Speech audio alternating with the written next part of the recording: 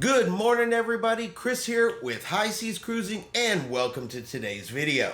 As cruisers, we all understand, stuff happens. You may have to miss a cruise port. Weather can affect your itinerary. Something could break on the ship. These kind of things happen.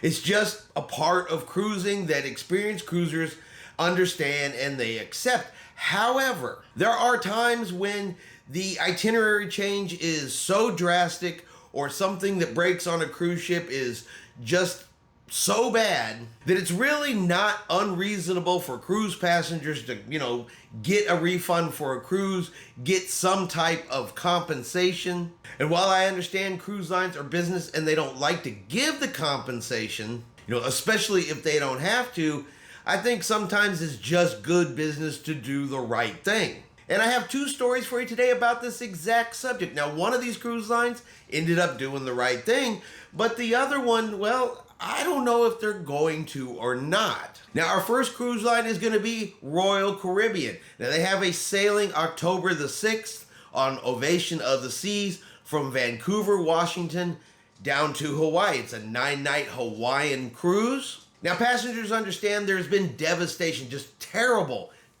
devastation down in Maui. People have lost their lives, buildings are destroyed, the cruise port has burned down. So an itinerary change involving Maui is 100% completely understandable. But if you book a 9-night Hawaiian cruise and you don't really get to do any port stops in Hawaii other than disembarkation, is it really still a Hawaiian cruise? Right, so Ovation of the Seas was scheduled to dock in Maui. It was going to do an overnight stay, give passengers the opportunity, get off the ship, explore all of the local areas, but obviously they can no longer go there, which resulted in an itinerary change, and this is kind of where people got upset.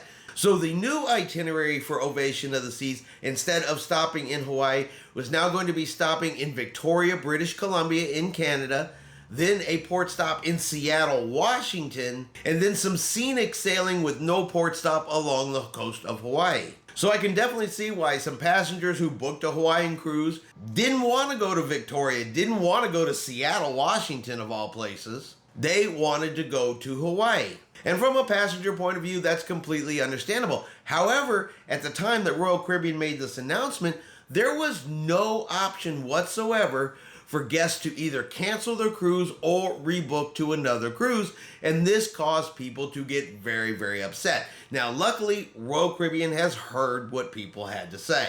They realized that was a mistake, they went ahead and changed that, and now passengers do have the option to cancel that cruise, get a full refund with no penalties. So good on Royal Caribbean for making that change. And Royal Caribbean went on to say, look, we understand, we completely get it, but we just could not find any other available ports that we could go to. There's only a certain number of ports that a large ship like Ovation of the Seas can even fit into. And the ones that she can go to, they were unavailable. There was no availability to dock on those certain days. And all they could get was Victoria and was Seattle. So I see where Royal Caribbean, their hands were tied as well. And I think it's really smart of them to keep their passengers happy and to go ahead and offer the full refund for those that wish to cancel. So good job, Royal Caribbean, for at least catching on, but you should have done it from the beginning, at least in my opinion. Now, while Royal Caribbean did the right thing, now we're going to talk about Carnival Cruise Lines because, in my opinion, they have done the wrong thing and they've made this situation way worse than I think it has to be. So I did a story about it when this first came out, about the July 24th sailing on board the Carnival Sunrise, which was having some air conditioning issues. It was getting extremely hot in people's cabins, extremely hot around the ship. People were getting unhappy and people were getting upset. You're on a 5-day ship, you got no air conditioner. It's already hot outside. The sea is unseasonably warm. It kind of makes for a miserable cruise. Now, since then, Carnival has come back and said, yep, we had an overtaxed air conditioning system.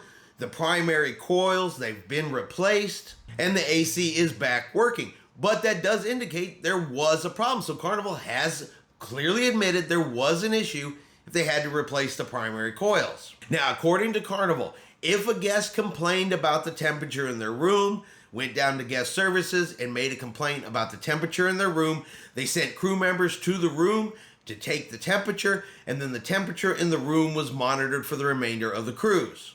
And based on those temperature readings, that is how the compensation was determined for this cruise. So you were supposed to get 50% of each day that the temperature was not at the threshold it was supposed to be in the room. Well, this has caused all kinds of issues and all kinds of confusion, because now guests are upset at the way the situation is being handled, because you have guests getting various amounts of compensation.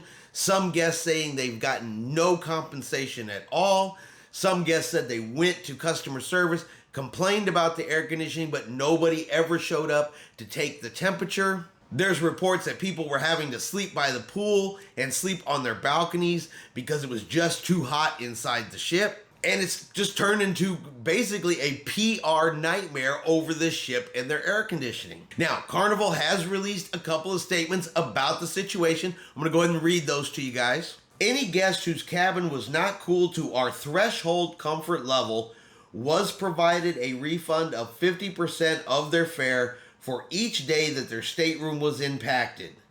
Depending on the extent of the impact, different guests might have received a different total of refund, but the process and calculation was consistent on a per day basis. We realize that some of our guests were negatively impacted and have not disputed any guest's right to complain about the room temperature, but we also reserve the right to monitor the actual temperature both with in-room checks as well as from data from our shipboard monitoring systems to validate the room temperature. So they don't dispute that guests have the right to complain it was too hot, but the Carnival says they have the right to determine basically if it was really too hot or not. You know, all dependent if the temperature met their threshold, but they've never actually said, and still not said, what that threshold is. So we don't even know the number that they're using to determine before a guest should or shouldn't get a refund. They have the right to do in-room checks, but you have guests that say no one has ever showed up to check their room, and that the air conditioning systems could be monitored from their, other locations on board the ship, but how do you know it's really being monitored, and what exactly was monitored? What temperatures were they getting? Nobody actually knows. As I said, tons and tons of confusion. And at the end of the day, all it has really done is upset passengers. So what should Carnival have done, or what should Carnival actually still do? I think they made it way more complicated than it has to be. Oh, you get this amount because your temperature was this. You get this amount because your temperature was that. You don't get anything, but we're not going to tell you you don't get anything. It's hot in your room, but, our something says, it's a mess. There were long lines at the customer service desk there on board the ship. These people said they were in line 2, 3, 4 hours over these AC issues. And they get up there and they said, our room is really hot. It's over 80 degrees in there. And they get told by customer service, look, there's nothing we can do at this point. If you didn't get anything, you're not going to get anything from us. You got to take it up with corporate. A little bit of insult to injury after you paid for this cruise if your air conditioner is not working. And like I said at the beginning, I understand that things happen, but come on, Carnival, you need to take care of your passengers. And in this particular case, I think they should have just done something fair across the board. Everybody who was on that ship needs a little bit of something just to squash this once and for all. Maybe a 50% refund of their cruise, maybe a full refund of the cruise. I don't know exactly what would be, fair for these folks. I wasn't on the ship. It's kind of hard for me to say what is fair to them, but this, a little bit here, a little bit there, some for you, none for you, just seems like they made it way worse than it should have been. Way worse than it has to be. Like I said, I know cruise lines don't want to give back money, but look, just do something fair across the board for those cruise passengers. Especially when you didn't say what the threshold was. Nobody actually knows if the temperatures were monitored. And if you're replacing primary coils in an air conditioner, seems like that would affect a whole bunch of people if they're primary. Not an AC guy. You guys will have to correct me if I'm wrong about that. But that does seem like, that's not like one little piece. It's primary. But you guys let me know what you think. Do you think Royal Caribbean did a good thing by finally offering refunds? And what do you think is the right thing for Carnival Cruise Lines to do? Because I think they need to take care of these passengers. And that's our cruise news video for today. I hope you have enjoyed today's video. If you have, do me a favor and hit that like button. If you haven't done so yet, do me a favor and hit subscribe. It is free to do so. Helps our channel grow. Let you know anytime we put out a new video. Hope everyone out there is having a really great day. And like always, we will see you out on the high seas.